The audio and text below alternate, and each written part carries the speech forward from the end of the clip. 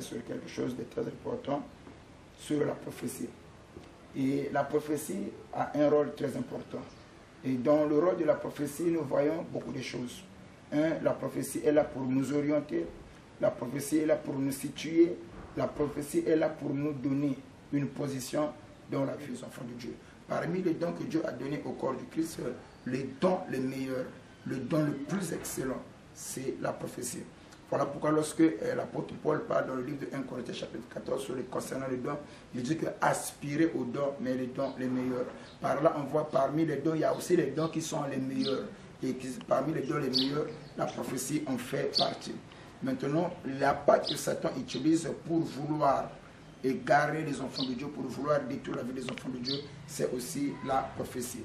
Et dans le livre de Matthieu chapitre 24, vous allez suivre de partie verset 4 sur verset 5, la Bible dit que non, plusieurs faux prophètes viendront sous mon nom, ils diront que c'est moi qui suis le Christ. Pourquoi plusieurs faux prophètes? Parce que cela est lié avec le don de la prophétie.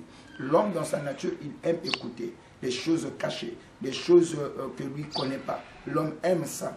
Et voilà pourquoi dans le livre de Proverbes chapitre 25, le verset 2, la Bible nous parle, je crois que ici c'est pas verset 22, c'est verset 2, Proverbes 25, le verset 2, si je ne me trompe pas, la Bible dit que la gloire de Dieu, c'est de cacher les choses, mais la gloire des hommes, c'est de le sonder. Deutéronome chapitre 29, le verset 29, si je ne me trompe pas, la Bible dit que la gloire de Dieu, les choses cachées sont à Dieu, mais les choses révélées sont à nous. Mais il y a une chose, dans la prophétie, ça nous permet de se situer. Ça nous permet de se positionner, de bien combattre le bon combat de la foi. C'est comme ça que Satan, connaissant ces choses, quand il veut égarer les enfants de Dieu, il peut utiliser ce même don de la prophétie pour te désorienter. Alors imaginons, quand Joseph était dans la maison de Jacob, il fait un songe. Dans ce songe-là, il voit le gerbe de ses frères se sont prosternés devant sa gerbe. Plus loin encore, il voit les 11 étoiles, la lune et le soleil se tournent et toutes ces choses-là se sont tournées autour de son étoile. Alors c'est ce que Joseph avait vu.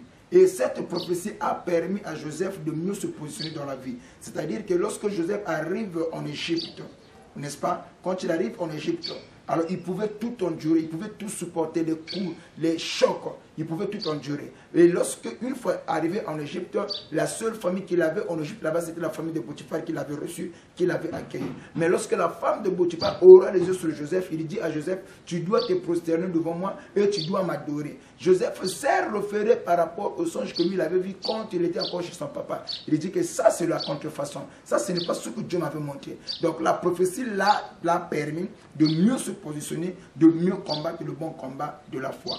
Bien-aimé dans le Seigneur, tu ne peux pas combattre le bon combat de la foi sans qu'il y ait la prophétie. Pour mieux combattre le bon combat de la foi, pour mieux se positionner dans la vie, nous avons tous besoin de la prophétie. La prophétie est là pour nous orienter. Mais cependant, Satan aussi utilise ce don-là pour égarer les enfants de Dieu, nous montrer la contrefaçon. N'est-ce pas? Donc vous devez faire très attention. Voilà pourquoi la Bible nous donne déjà une ligne, une marche à suivre où le mise en garde. Il dit que voilà, n'ajoutez pas foi à chaque écriture, mais éprouvez les esprits pour savoir si cela vient de Dieu. Donc quand on te prophétise, ne te marie pas à base d'une prophétie. Tu dois aussi demander un signe si réellement c'est Dieu qui vient de parler.